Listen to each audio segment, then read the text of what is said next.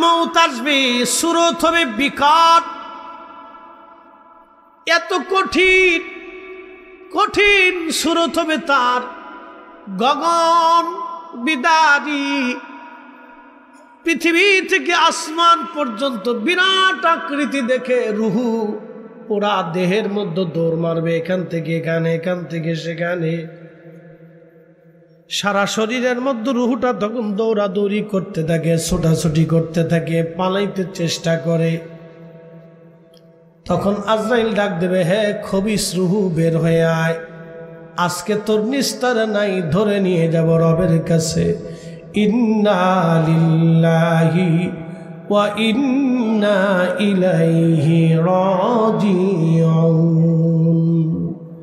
চোরেরে পুলিশে ধরলে যেমন চোর পালানোর চেষ্টা করে, খুনিরে পুলিশে ধরলে যেমন পালানোর চেষ্টা করে, অপরাধী ছেলেরে বাবাই ধরলে দেখবেন ও বাড়ি আসতে চায় না, পালানোর চেষ্টা করে, বলে তোরে ধইরা তোর বাপের কাছে নিয়ে যাব, মা ধরে নিয়ে আসে, মার কাছে ছোটাছুটি কান্নাকাটি করে, বাবার কাছে গেলে বাবা মারবে,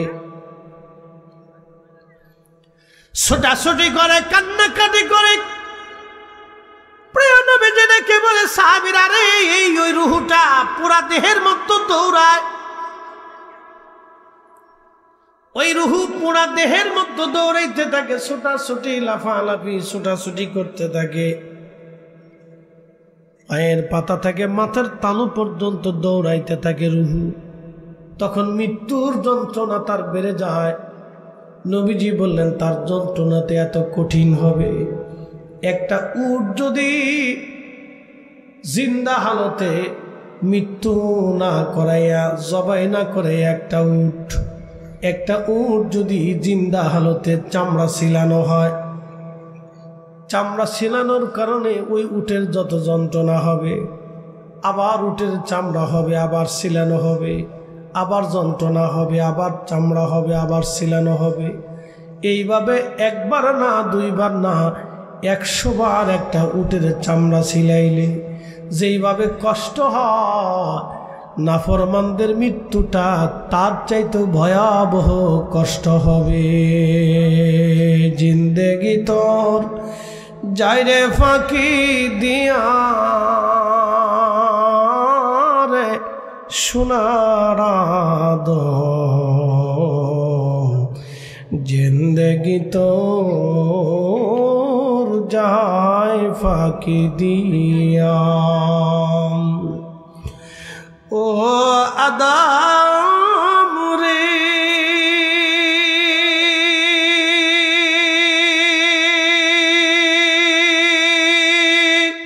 পাগ ধরিয়া গেছে দাড়ি, দন্ত বাসে গোটা চারি,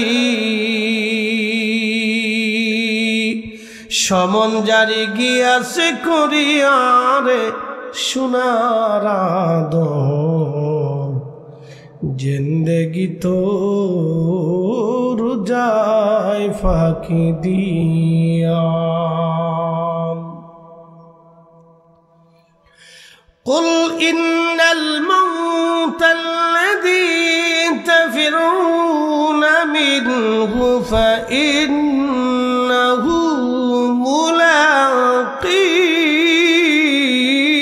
ملاقيكم। হুজুর আপনি বলে দেন, মৃত্যু থেকে তারা যতই পালাক, যতই মৃত্যু থেকে তারা পালাক, মরণ থেকে পালাতে পারবে না তারা, এই মরণ তার সাথে মোলাকাত করবে।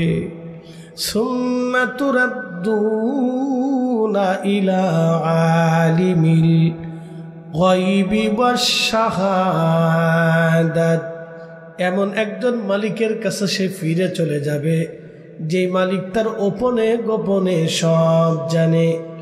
ফায়ুনাব্বিউকুম বিমা কুনতুম তা'মালুন, তুমি জীবনে যা করেছো আমার মালিক তাহা তোমাকে, আমাকে, আপনাকে, আমাকে সব আমার আল্লাহ সব চক্ষু দিয়া রেকর্ড করাইয়া আল্লাহ টেলিভিশনের মতো দেখায় দিবে, তুমি এটা করছো, এটা করছো, এটা করছো।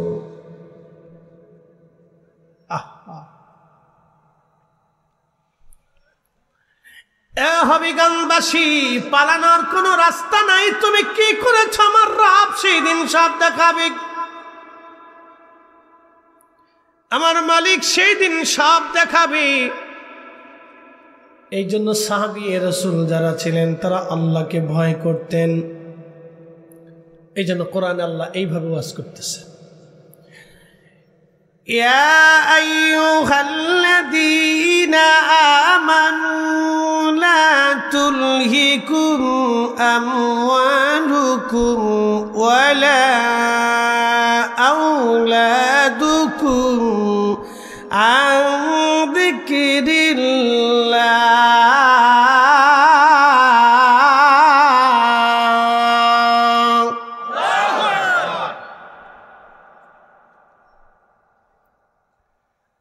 আল্লাহ রাব্বুল আলামিন কুরআনুল কারীমের ভিতরে এইভাবে আমার আল্লাহ বয়ান করলেন, হে ঈমানদার, লা তুলহিকুম আমওয়ালুকুম, সন্তান এবং সম্পদের মোহে পড়ে, আন যিকরিল্লাহ, আমি আল্লাহর জিকির থেকে তুমি গাফেল হয়ো না।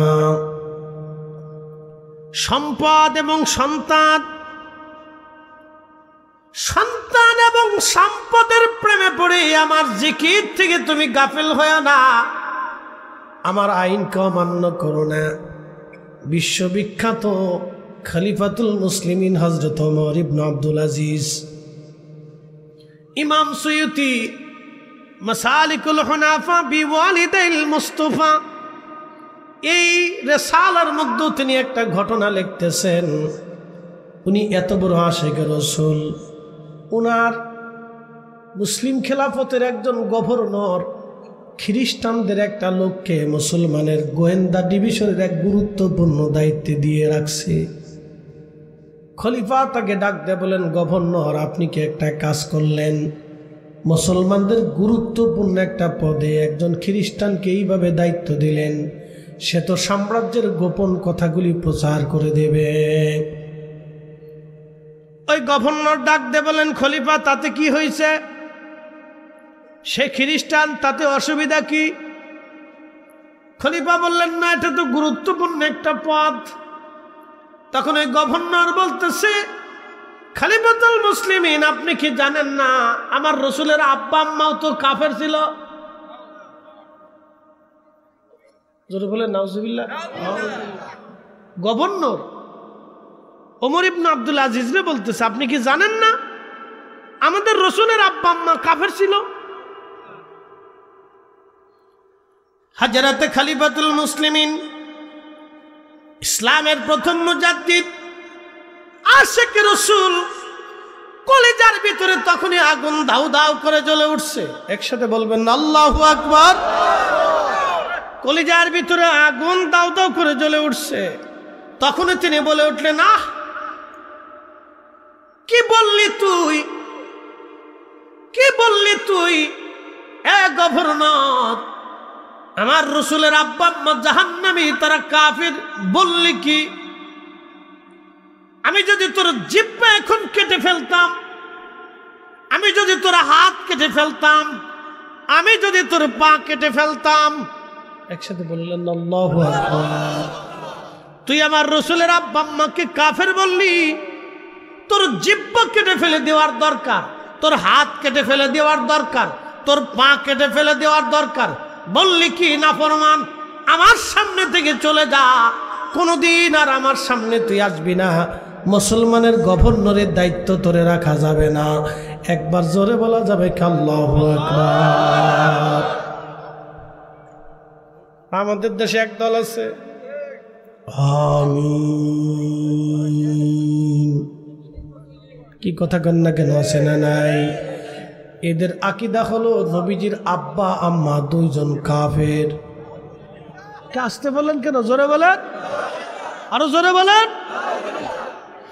যদি আজকে ওমর ইবনে আব্দুল আজিজ পৃথিবীতে বেঁচে থাকত, মুসলিমদের খলিফা যদি উনি থাকত, তাহলে এদের মৌলবীদের ধরে ধরে জিহ্বা কেটে মুসলিম খেলাফত থেকে তারাই এক কুত্তার মতো তারাই দিত।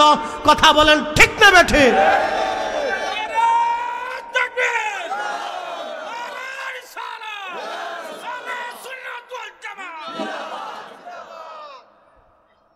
সাচ্ছে মুসলমান ওরা নামে মুসলমান, ইমানদারের ইমান নিয়ে করছে যারা খেলা, ওরাই তো আসলে এজিদেরই চেলা।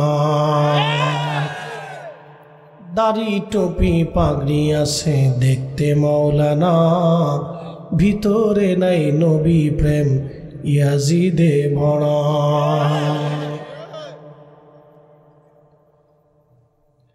বিশ্ববিখ্যাত খলিফাতুল মুসলিমিন আশিক রাসূল, ইসলামের প্রথম মুজাদ্দিদ, মুসলমানদের দ্বিতীয় ওমর ইবনে আব্দুল আজিজ রাদিয়াল্লাহু তাআলা আনহু, তিনি গভর্নরকে দূর দূর করে তাড়াই দেয়া বললেন, দূর হ বেটা, আমার রসুলের আব্বা আম্মাকে তুই কাফের মনে করিস, মুসলমানের গুরুত্বপূর্ণ পদে তোরে আর রাখা যাবে না। আহা, তিনি এত বড় আমানতদার বাদশা ছিলেন। ওনার স্ত্রীর নাম হলো ফাতেমা। একটা ছোট্ট সন্তান দুনিয়াতে আসছে, সন্তানটাকে কোলে করে নিয়ে ফাতেমাকে নিয়ে উনি হেঁটে হেঁটে বাইতুল মাল দেখার জন্য গেলেন। দেখেন তারা আল্লাহকে কেমনে ভয় করতেন, তারাও আল্লাহরে ভয় করছে, আমরাও আল্লাহকে ভয় করতে হবে। আল্লাহ বলে দিলেন, ইয়া আইয়ুহাল্লাযীনা আমানুত্তাকুল্লাহা হাক্কা তুকাতিহি ওয়া লা তামুতুন্না ইল্লা ওয়া আনতুম মুসলিমুন।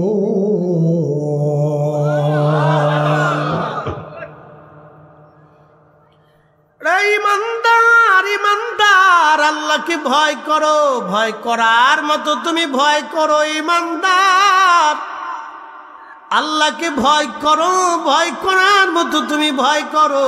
যেইভাবে ভয় করলে ভয় করা হবে, যেইভাবে ভয় করলে ভয় করা হবে, সেইভাবে ভয় করা। খলিফাতুল মুসলিমিন দ্বিতীয় ওমর ইবনে আব্দুল আজিজ রাদিয়াল্লাহু আনহু বাইতুল মালে গেলেন, বিবিকে সঙ্গে করে নিয়ে, ছোট্ট সন্তানটাকে সঙ্গে করে নিয়ে গেলেন। আহা, বাইতুল মালে অনেক সম্পদ আসছে, গম আসছে, জব আসছে, খেজুর আসছে, এরপরে আপনার আপেল আসছে, কমলা আসছে, লেবু আসছে, বিভিন্ন পণ্য সামগ্রী। বাইতুল মালে জাকাত উসুল করার পরে মালগুলি আসছে। ছোট্ট বাচ্চাটা ঘুরে ঘুরে খেলতেছিল বাইতুল মালে। সুন্দর একটা আপেল দেখে খলিফার ছেলেটা দৌড়ায় যাইয়া ওই একটা আপেলের মধ্যে হাত লাগাইয়া আপেলটা নিয়ে এসে মুখের মধ্যে কামড় দিয়ে খাওয়া শুরু করছে। খলিফার ছেলে কত বড় খলিফা জানেন? বলতেছি, বর্তমান ইরাক, ইয়ামান, ওমান, কাতার, কুয়েত, দুবাই, বাহরাইন, সৌদি আরব, জর্দান, লেবানন, লিবিয়া, তিউনিসিয়া, ফিলিস্তিন, মিশর, আলজেরিয়া, নাইজেরিয়া, সুদান, মরক্কো, বাংলাদেশের অন্তত 400 দেশের সমান একটা বিশাল সাম্রাজ্যের খলিফা তিনি।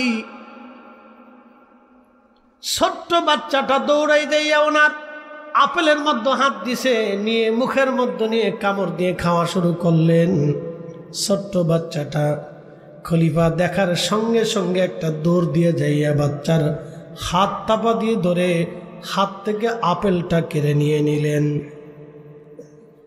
কেড়ে নিয়ে নেওয়ার পরে ছোট্ট বাচ্চা বাইতুল মালের আপেল খেয়ে ফেলেছে, সরকারি সম্পদ খাইছে, রাষ্ট্রের সম্পদ খেয়ে ফেলছে।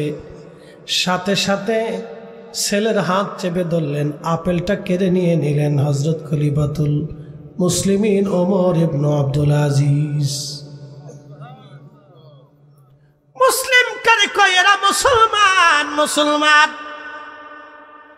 এরা মুসলমান, এরা মুসলমান, এরা মুসলমান, এরা মুসলমান। আর আমার দেশের অবস্থা কি? আইতে নেতা, পাইতে নেতা, যাইতে নেতা, খাইতে নেতা, ফুলাফান উলাফান গুলাফান। উচিত কথা বললে মহাই বাজার হয়ে যাবে। কত বড় বিরাট সাম্রাজ্যের মালিক, কত বড় বিরাট সাম্রাজ্যের খলিফা বাচ্চারা হাত চেপে ধরছে, আপেল কেড়ে নিয়ে নিয়ে মুখের মধ্যে চাপ দিয়ে ধরে বাচ্চার ভিতর থেকে আঙ্গুল ঢুকে বাকি আপেল গুলি কেড়ে নিয়ে আসলেন মুখের ভিতর থেকে। জোরে জোরে জোরে জোরে বলেন না, না আরো জোরে বলেন।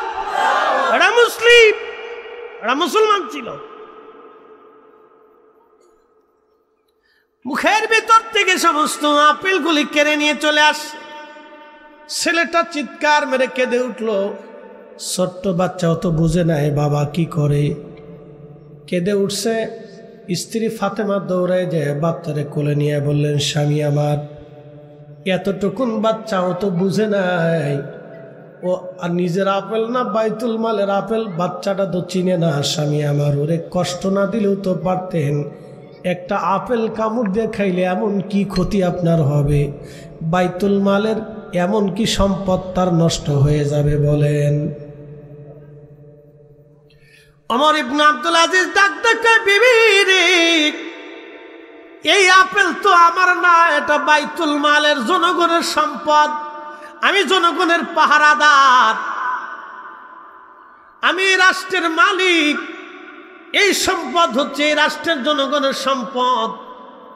বিবিরে, এই একটু আপেলের কারণে কিয়ামতের ময়দানে আল্লাহর আদালতে আসামি হয়ে আমারে দাঁড়ায় থাকতে হবে। আল্লাহর আদালতে একটু আপেলের জন্য আমাকে আসামি হয়ে দাঁড়িয়ে থাকতে হবে। বিবি, আজকে আমার ছেলেটা কষ্ট পাক, আমি জানি ছেলেটা কাঁদতেছে, আমার কলিজায় ব্যথা লাগে। বিবিরে, কিন্তু কিয়ামতের ময়দানে আল্লাহর আদালতে দাঁড়ায় থাকতে হবে।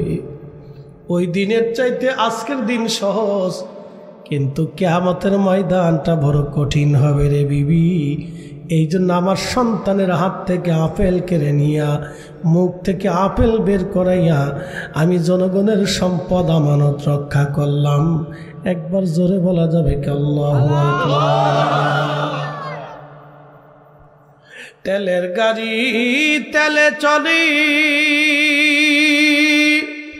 হাওয়ার গাড়ি হাওয়ায় উড়ে, বিনা তেলে চালায় গাড়ি নবী সুলাইমান।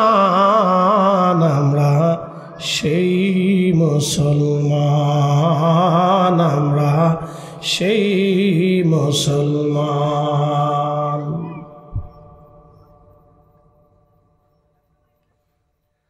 হাজিরিন, খুবই মনোযোগ দিয়ে শুনিয়া যাবেন বাবাজি। এই জন্য বলতেছি, নিজের সারা নিজে সেরে কবরে যেতে হবে। অন্যের আশায় বসে থাকলে হবে না রে বাবা। বড় কঠিন কবর, বড় কঠিন জায়গা। কেউ আপন হবে না, বন্ধু বান্ধব সবাই বিদায় জানায় চলে আসবে, কেউ সঙ্গে যাবে না। হবিগঞ্জের মুসলমান তারা কত বড় ঈমানদার ছিলেন। এই জন্য আল্লাহ বললেন, তোমরা আল্লাহকে ভয় করো, ভয় করার মতো ভয় করো। সাধারণভাবে ভয় করলে হবে না, ভয় করার মতো তোমরা আল্লাহকে ভয় করো। নবীজি মেরাজে যাচ্ছিলেন, যাওয়ার সময় নবী লক্ষ্য করলেন মিশরের একটা জায়গা থেকে, কবরের ভিতর থেকে আল্লাহ জান্নাতের ঘিরান আসতেছে। একবার জোরে বলা যাবে আল্লাহু আকবার। কবর থেকে জান্নাতের ঘিরান আসে, কবর থেকে জান্নাতের ঘিরান আসে। নবী ডাক দিলেন, জিব্রাইল, কবর থেকে জান্নাতের ঘিরান আসে, এই কবর কার? আল্লাহ নবী ডাক দিয়ে বললেন, জিব্রাইল, এই কবর কার? কবর থেকে জান্নাতের ঘিরান আসে রে জিব্রাইল, কবর কার? বলে, হুজুর, একজন মহিলা তার 7টা সন্তান সহ এই জমিনে শহীদ হয়েছিল, কিন্তু মিথ্যার কাছে মাথা নত করে নাই। হুজুর মহিলা সহ তার সন্তানদেরকে এই জমিনে কবর দেয়া হয়েছিল, তাদের কবর থেকে এখনো জান্নাতের ঘিরান আসে, ঘিরান আসে, ঘিরান আসে। আল্লামা ইমাম আবুল ফারাজ ইবনুল জৌজি 900 বছর আয়ুনুল হেকাতের মধ্যে তিনি একটা ঘটনা লেখেন। মিশরের বাচ্চাদেরকে আগে ফারাও বলা হতো, ফেরাউন বলা হতো। যেই বাচ্চা হতো তাকে ফেরাউন বলে ডাকা হতো। তো তৎকালীন জমানার ফেরাউনরা খুব জালিম থাকতো, বড় জালিম। ওই এলাকার মুসলমানদেরকে ধরে ধরে এনে জালিম বাচ্চা শুয়োরের গোশত খাওয়াইতো। হবিগঞ্জবাসী খুব মনোযোগ দিয়ে কথাগুলি শুনে যাবেন। এই বাচ্চা ফেরাউন সে জানতে পারছে মিশরের এক কোণাতে একজন মহিলা আছে, তার 7টা ছেলে সন্তান আছে, তারা খুবই ইমানদার পাক্কা মুসলমান। বাদশা বলল তাদেরকে ধরে নিয়ে আসো। ও যুবক, হবিগঞ্জবাসী ইমানের পরিচয়টা জেনে যাবেন আজ। বাদশা তাদেরকে ধরে নিয়ে আসছে, শুয়োর জবাই করলো, গোশত সুন্দর করে বানাইয়া, ফ্রাই করে কালা ভুনা বানাইয়া রান্না বান্না করে ওই মহিলা এবং তার 7টা সন্তান সামনে নিয়ে ফেরাউন বলল, নারী তোমার 7টা সন্তান তুমি সহ এই যে শুয়োরের গোশত খাইতে দিলাম, যদি খাও তোমাদের জন্য বাড়ি নির্মাণ করে দিব, রাজপ্রাসাদ থেকে মাসিক ভাতা নির্ধারণ করে দিব, যদি না খাও তোমার সামনে তোমার সহ 7টা সন্তানকে আজকে শহীদ করে দেওয়া হবে। মৃত্যু নিবা না গোশত খাবা চিন্তা করে এবার বুঝো। বাদশা ডাক দিয়ে বলতেছে, মহিলারে, যেহেতু তুমি শুয়োরের গোশত খাবাই না, তাহলে তোমাকে আর সোজা আঙ্গুলে যেহেতু ঘি উঠবে না, আঙ্গুল বাঁকা করতেই হবে।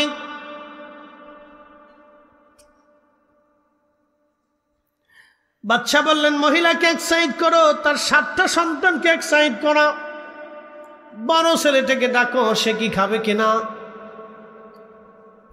বড় ছেলেটাকে ডাক দে, বললো, ছেলেরে তুমি তো সবার বড় বুদ্ধিমান বেটা, শুয়োরের গোশত যদি খাও পোড়া পরিবার তোমাকে ছেড়ে দিব, আর যদি না খাও তিলে তিলে শাস্তি দিয়ে হত্যা করে ফেলবো। এবার এই যুবক ডাক দিয়ে বলতেছে, বাচ্চা, আমার মালিক আমার রব হারাম যেটা করেছি, বাচ্চারে তোমার কথায় আমি কখনো শুয়োরের গোশত খাবো না, জীবন চলে যায় যাক, আল্লাহ যেটা হারাম করেছে এটা কখনো আমি খাবো না। একবার জোরে বলা যাবে কি মারহাবা। তেলের গাড়ি তেলে চলি, হাওয়ার গাড়ি হাওয়ায় উড়ে, বিনা তেলে চালায় গাড়ি নবী সুলাইমান। আমরা সেই মুসলমান, আমরা সেই মুসলমান।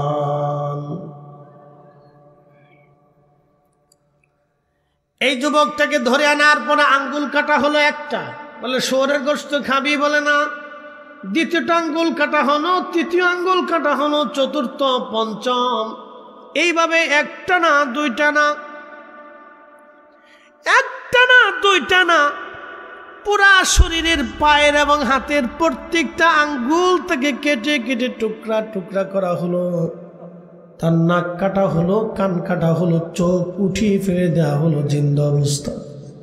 তিলে তিলে তিলে তিলে যুবকটা শহীদ হয়ে গেল, কিন্তু কাফেরের কাছে মাথা নত করে নাই, শুয়োরের গোশত খায় নাই।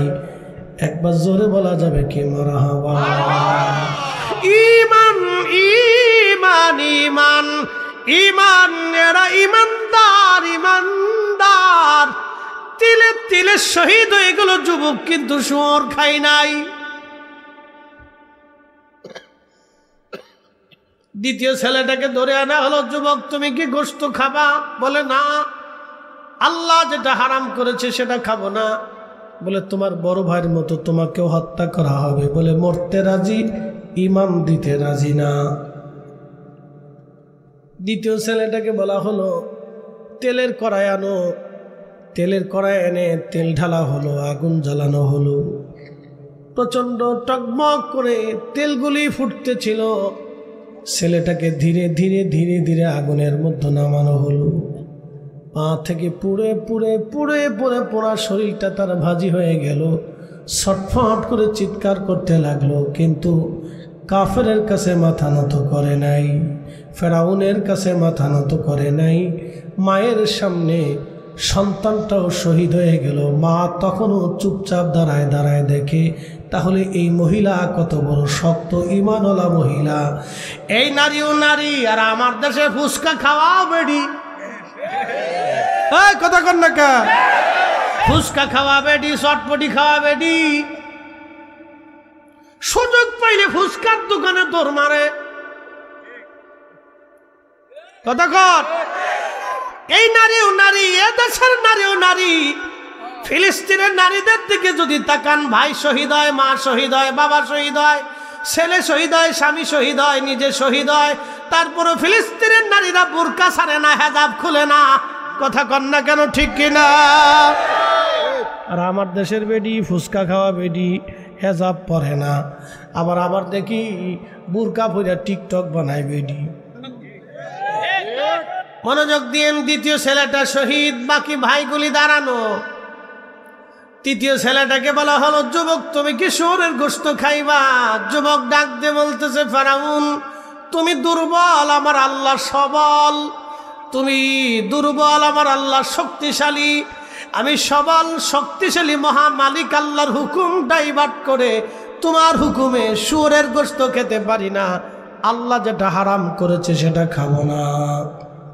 ফেরাউন ডাক ডাক, যুবক আমার দুর্বল ভাবলি, তোকে আরো কঠিন শাস্তি দেব, দেখি শুয়োরের গোশত খাস কিনা।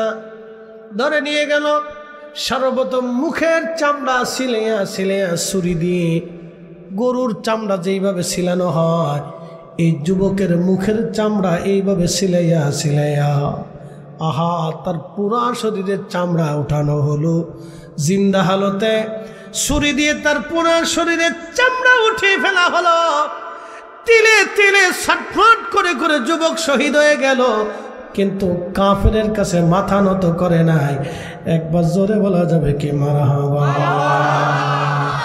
এই ছেলেটাও শহীদ। এবার ফেরাউন বাকি তিনটা ভাইকেও এইভাবে বিভিন্ন প্রক্রিয়ায় শহীদ করে দিল। 6টা বেটাই শহীদ, মহিলা তখনও তাজা। একসাথে বলবেন আল্লাহু আকবার। মহিলা তখনও তাজা। ফেরাউন ডাক ডাকে, নারী তোমার চোখের সামনে 6টা বেটাকে শহীদ করে দিলাম, এখন একটা বেটা আছে, একটা ছেলে তোমার এখনো বাচ্চা আছে। ও মহিলা, তুমি তোমার ছোট্ট ছেলেটাকে বোঝাও, ও যদি শুয়োরের গোশত একটা টুকরাও খায়, আমি ফেরাউন তোমারে ছেড়ে দিব, তোমার জন্য আলাদা বাড়ি বানাবো, মাসিক ভাতা ধার্য করে দেব। ও মহিলা, 6টা ছেলে হারাইলা, বাকি কোলের ছেলেটারে হারাইও না। ও ছোট্ট মানুষ, ওরে যদি বুঝাও বেশি খাওয়া লাগবে না, মাত্র একটা টুকরা খাইতে কম, একটা টুকরা খাইতে কম। তো মহিলা বলতেছে, ফেরাউন রে, তা আমার তো ওই ছেলেটারে বুঝাইতে হলে তাহলে আমার একটা নিরিবিলি একটা রুমে দাও, দেখি আমি বাচ্চাটারে বুঝাই। তো ফেরাউন চিন্তা করছে, মহিলার এইবার ঈমান চলে গেছে, কিন্তু জানে না যার চোখের সামনে 6টা বেটা শহীদ হলো সে তখনও কিছু বলে না। মহিলার ঈমান কত মজবুত কল্পনা করতে পারবেন? তাদের কবর থেকে এখনো বেহেশতের ঘ্রাণ আসে। একসাথে হবে না? জোরে বলেন আল্লাহু আকবার। এখনো আসে কবর থেকে, তাদের কবর থেকে বেহেশতের ঘ্রাণ আসে এখন।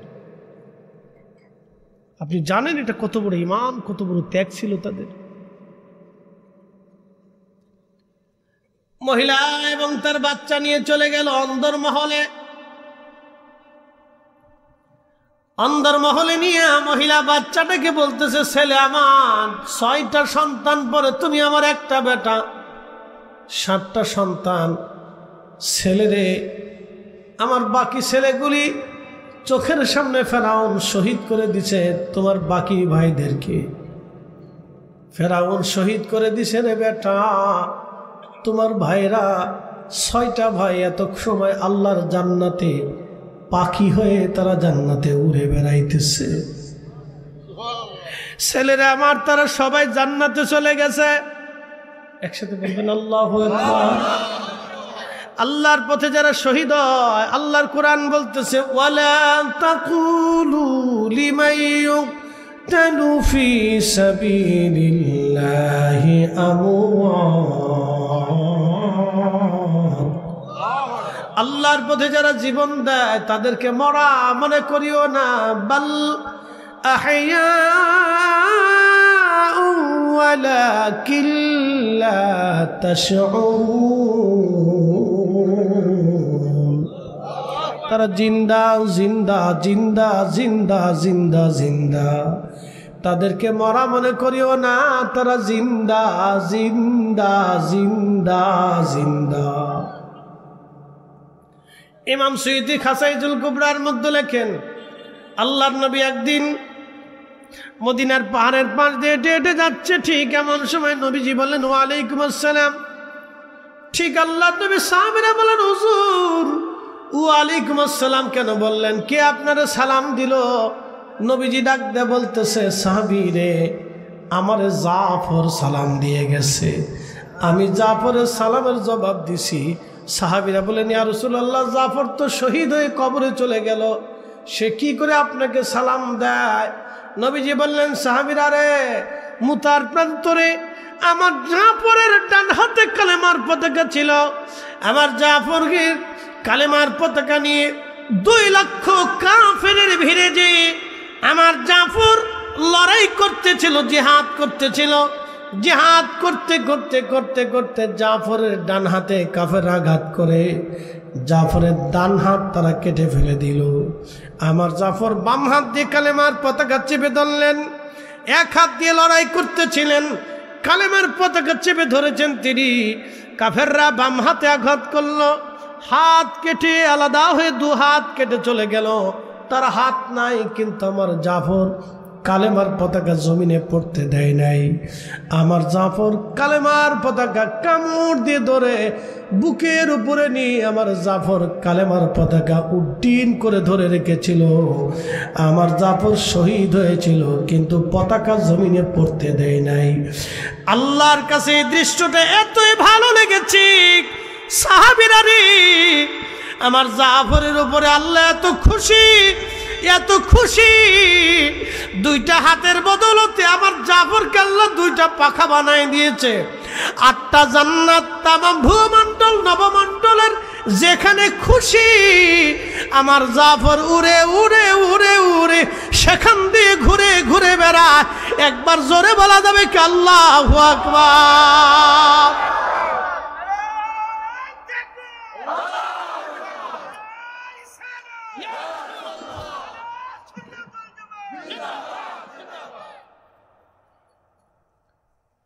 এরা শহীদ, এরা শহীদ, এরা শহীদ, শহীদ, এরা শহীদ, এরা শহীদ। এ সুন্নি মুসলমান, শাহাদাতের তামান্না নিয়ে বেঁচে থাকতে হয়, শাহাদাতের তামান্না নিতে হয়, শাহাদাতের তামান্না, শাহাদাতের তামান্না। শাহাদাত মানেই হচ্ছে শহীদ হওয়ার সঙ্গে সঙ্গে আর দেরি হবে না, সাথে সাথে আমার আল্লাহ আপনাকে 8টা জান্নাত দিয়ে দিবে। বলো না, আরো জোরে বলেন, আরো জোরে বলেন। 8টা জান্নাত আল্লাহ দিয়ে দিবে। শহীদ হওয়ার সাথে সাথে কোনো দেরি হবে না, আল্লাহ 8টা জান্নাত দিয়ে দিবে। যে জান্নাত খুশি মন চায় আপনি সেই জান্নাতে চলে যাবেন। মনোযোগ দিয়ে শুনে যান ও মুসলমান। আল্লাহ নবী বললেন, আমার জাফর শহীদ, কিন্তু আল্লাহ তারে পাখা দিয়ে দিছে। আমার সামনে দিয়ে উড়ে যাওয়ার সময় জাফর আমারে সালাম দিল, আমি নবী তার সালামের জবাব দিয়ে দিলাম। একসাথে বলবেন না মারহাবা। এর অর্থ কি? আল্লাহর পথের ওলি যারা ইন্তেকাল করার পরেও তারা কবরের ভিতরে আমাদের কথা শুনে, কথা কন না কেন? আমরা জিয়ারতে গেলে তারা চিনে, আমাদের জন্য দোয়া করে। যেখানে খুশি সেখানে ইচ্ছা তারা ঘুরতে পারে, আল্লাহ তাদের এই সুযোগ দিয়ে দেন। এজন্য অলিদের জিয়ারতে মাঝে মধ্যে যাবেন, আল্লাহর অলিদের জিয়ারতে বসবেন, তাদের কাছে বসবেন, তাদের নিয়ে দোয়া করবেন। জীবন বৃথা হবে না, দোয়া বিফল হবে না। কোরআনে আল্লাহ বলে দিলেন, ইন্না রাহমাতাল্লাহি করিবুম মিনাল মুহসিনিন। আমার রহমত আমার মুহসিনদের নিকটবর্তী।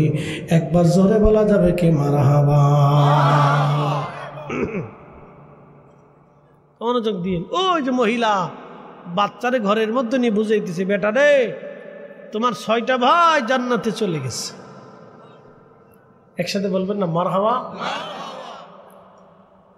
ছেলে আমার, তোমার 6টা ভাই জান্নাতে চলে গেল রে বেটা।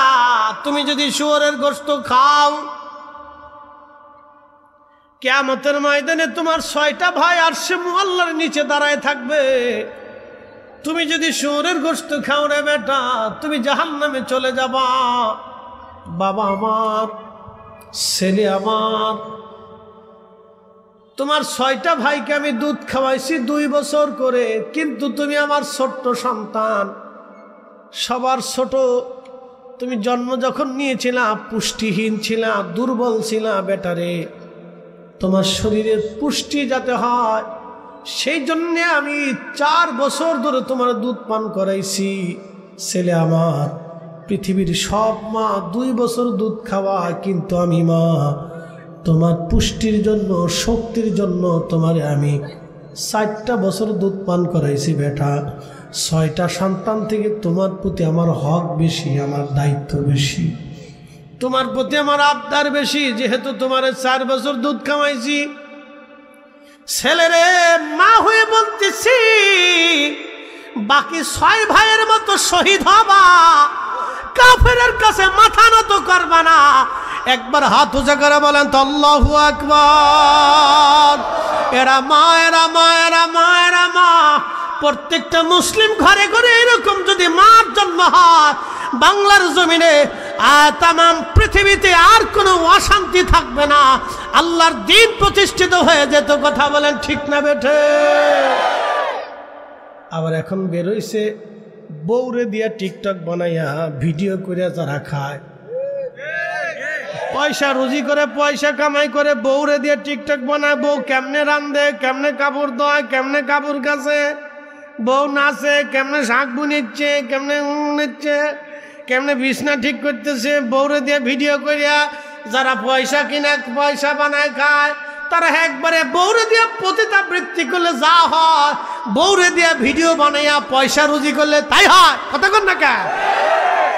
এই বেহাপনার শেষ কোথায়? এই বেহাপনার কোনো শেষ নেই, এগুলো বেহাপনা দিন দিন বাড়তেছে। ইয়া আইয়াতুহান নাফসুল মুতমাইন্নাতু তুরজিই ইলা রাব্বিকি রাদিয়াতাম মারদিয়া ফাদখুলি ফি ইবাদি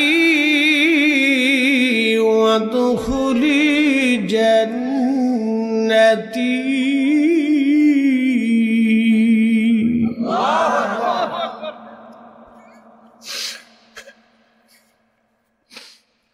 আল্লাহ ডাক দিবে, হে নফসে মুতমাইন্না, প্রশান্ত আত্মা, দুনিয়াতে আমি আল্লাহর হুকুম মেনে আসছো, চলে আসো, আমি আল্লাহর কাছে চলে আসো।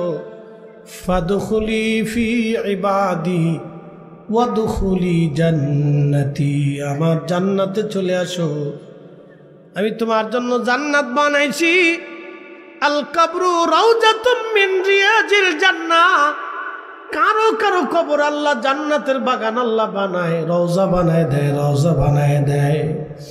দুনিয়ার সাধারণ উম্মতের কবর যদি রওজা হয়, যে নবীর কারণে উম্মতের কবর রওজা হলো, সেই নবীর কবরকে যারা রওজা বলতে চায় না, আমার দেশের সালাফি মতবাদ, তারা নবীর কবরকে রওজা বলতে চায় না। তারা বলে নবীর কবর, নবীর রওজা বলতে চায় না। তারা বলে রওজা বলা হারাম।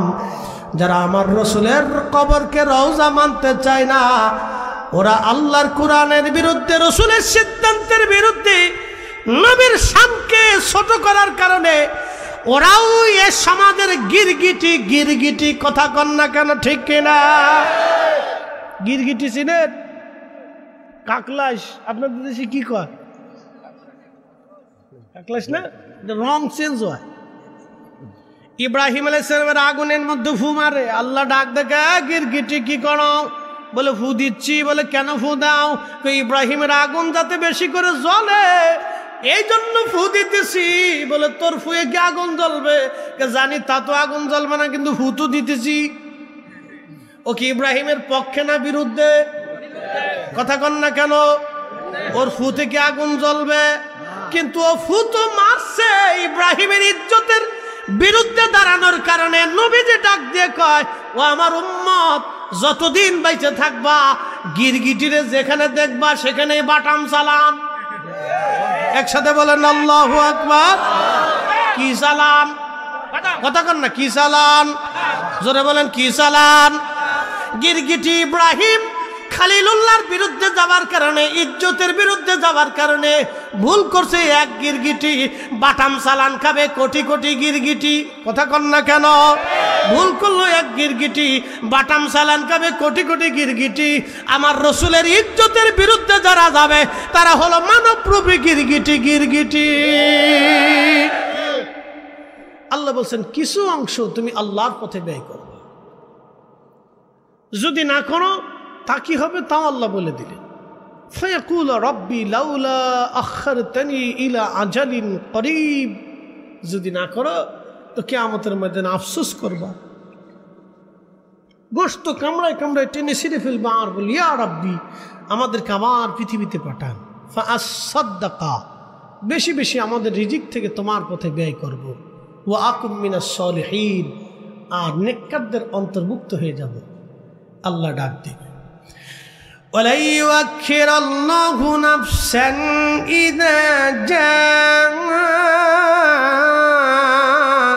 আজালুহা।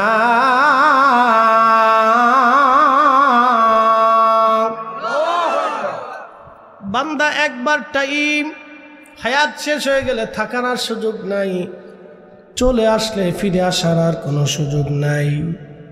অতএব ওয়ান টাইম জীবন, অল্প সময়।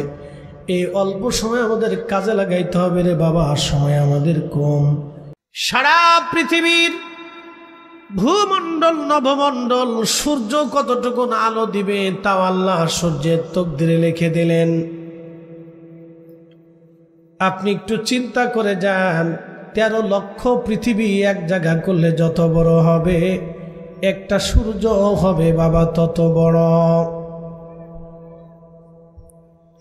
ওই সূর্যটাকে জ্বালানোর জন্য আমার রব প্রতিনিয়ত crore crore crore crore trillion billion gas আল্লাহ ব্যবহার করেন। বুঝতেই পারতেছেন পৃথিবীতে সাগর আছে, নদী আছে, সারা পৃথিবীতে মহাদেশ হলো 7টা, মহাসাগরও আছে 7টা। ছোট বড় উপসাগর থেকে শুরু করে ছোট বড় অনেক সাগর আছে, অনেক জলাশয় আছে, অনেক বড় বড় বিল আছে, অনেক বড় বড় নদী আছে।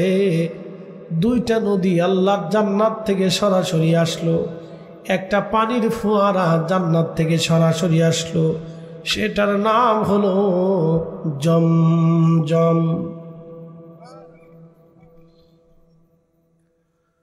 পৃথিবীতে সমস্ত পানি যদি শুকায় যায়, জমজমের পানি কোনোদিন শুকাবে না, নীল নদ শুকাবে না, ফোরাত শুকাবে না।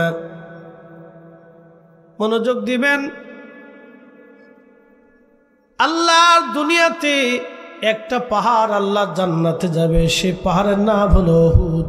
উহুদ আমার রসুলকে ভালোবাসার জন্যে একটা পাহাড় জান্নাতে চলে যাবে, অথচ মাউন্ট এভারেস্ট দুনিয়ার সবচেয়ে বড় পাহাড়, এত বড় পাহাড় হওয়া সত্ত্বেও মাউন্ট এভারেস্ট জান্নাতে যাবে না।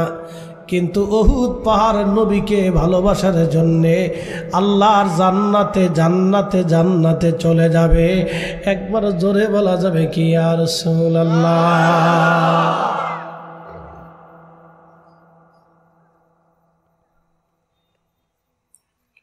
ভাত কাটিয়ার মুসলমান,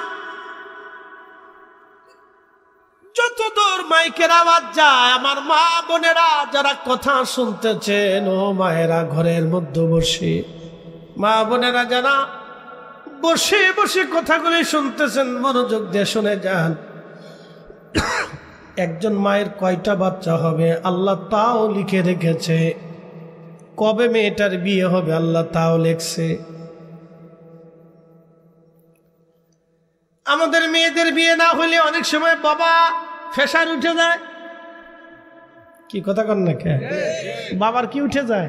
ফেসার উঠে যায়। কিন্তু চিন্তার তো কারণ নাই, ওটা তো আল্লাহ লিখে রাখছে, ওটাও আল্লাহ রেখে রাখছে। কখন তার বিয়ে হবে, কখন তার মরণ হবে, কয়টা বাচ্চা আল্লাহ তারে দিবে, কোন দিন কখন সে মা হবে আল্লাহ সেটাও লিখে রাখলেন। এই জন্য তকদির বিশ্বাসী যারা, তারা হাই হুতাশ করে না, হাই হুতাশ করে না। তকদির বিশ্বাসী যারা, তারা হাই হুতাশ করে না, তারা পেরেশান হয় না, চিন্তা হয় না। এই জন্য শাহজালালি আমিনী মুজাররিদির মামা সৈয়দ কবির আহমদ রহমতুল্লাহ আলাইহি মাটি দিয়ে বলেছিলেন, বেটারে এই মাটির সাথে দুনিয়ার যেই মাটির মিল হবে, তুমি ওইখানে আল্লাহর কালেমার দিন তুমি প্রতিষ্ঠিত করবি। আল্লাহর ওলি সুদূর ইয়ামান থেকে সৌদি আরব হয়ে হাজার হাজার মাইল পথ অতিক্রম করে তিনি হেঁটে হেঁটে বাংলার সিলেটের জমিনে ওই মাটির সাথে মাটির মিল পাইয়া এই জমিনে আল্লাহর দিন, আল্লাহর হুকুমত কায়েম করে দিলেন। একবার জোরে বলা যাবে কি আল্লাহু আকবার। হবিগঞ্জবাসী খুব মনোযোগ দিবেন। প্রত্যেকটা সৃষ্টির তকদির আমার আল্লাহ রাব্বুল আলামিন পুঙ্খানুপুঙ্খানুভাবে লিখলেন। আপনি কয়টা ভাতের দানা খাবেন, কয়টা ভাতের দানা আপনি খাবেন আমার আল্লাহ তাও লেখছে। আপনি কয়টা মাছ খাবেন তাও আল্লাহ লেখছে। হাজার হাজার কোটি টাকা থাকলেই অনেক কিছু খাওয়া যায় না যদি রবের বিধানে না থাকে। কথা কন না কেন, ঠিক কিনা? হাজার হাজার কোটি টাকা থাকলেও খাওয়া যাবে না। কিন্তু বড় আফসোস, আমার দেশে যারা সুদে টাকা, হারাম টাকা, ঘুষে টাকা, অন্যায় করা টাকা, আজকে খবরে দেখলাম একজন কর্মকর্তা তিনি ঘুষ খায়, সরকারি কর্মকর্তা ঘুষ খায়। শুধু ঘুষ খায় না, কিস্তি সহকারে ঘুষ খায়, কিস্তির সিস্টেমে ঘুষ খায়। আবার টাকা গুনে গুনে নেওয়ার সময় কয় টাকা গুনে নেওয়া সুন্নত। কি বুঝলেন? হবিগঞ্জবাসী মনোযোগ দিয়ে কথাগুলি শুনে যাবেন। হাজার হাজার কোটি টাকা থাকলেও মানুষ খেতে পারে না। আল্লাহর আইনের বাহিরে এক চুল পরিমাণও খাওয়ার সুযোগ নাই। বান্দার হায়াত যখন শেষ হয়ে যাবে, হায়াত শেষ, মালাকুল মউত তার কাছে আসবে। এমন সময় পানির ফেরেশতা এসে বলবে, আল্লাহর বান্দারে, ও আল্লাহর বান্দা, তোমার জন্য তামাম দুনিয়া ভরে পানি তালাশ করেছি, কোথাও পানি পাই নাই। অতএব আমার দায়িত্ব আমি সম্পূর্ণ আদায় করেছি, চললাম, তোমার সঙ্গে আর কোনো দিন দেখা হবে না। ভাতের ফেরেশতা, খাবারের ফেরেশতা এসে বলবে, বান্দারে, তামাম পৃথিবী তন্ন তন্ন করে খুঁজেছি, কোথাও তোমার জন্য এক দানা রিজিক খুঁজে পাই নাই। অতএব আমি আমার দায়িত্ব তোমার জীবনের 60 বছরও পালন করেছি, চললাম, বিদায় নিলাম, বিদায় নিলাম, চললাম, দুনিয়াতে আর কোনো দিন তোমার সঙ্গে দেখা হবে না।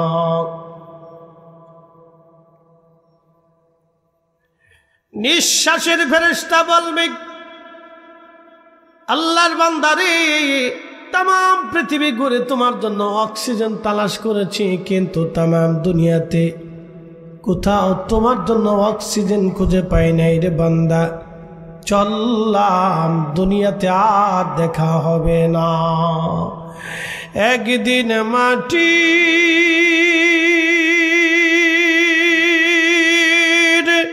ভিতরে হবে ঘরে, মন আমার কেন বান্ধ দালান ঘর, মন আমার কেন বান্ধ দালান ঘর।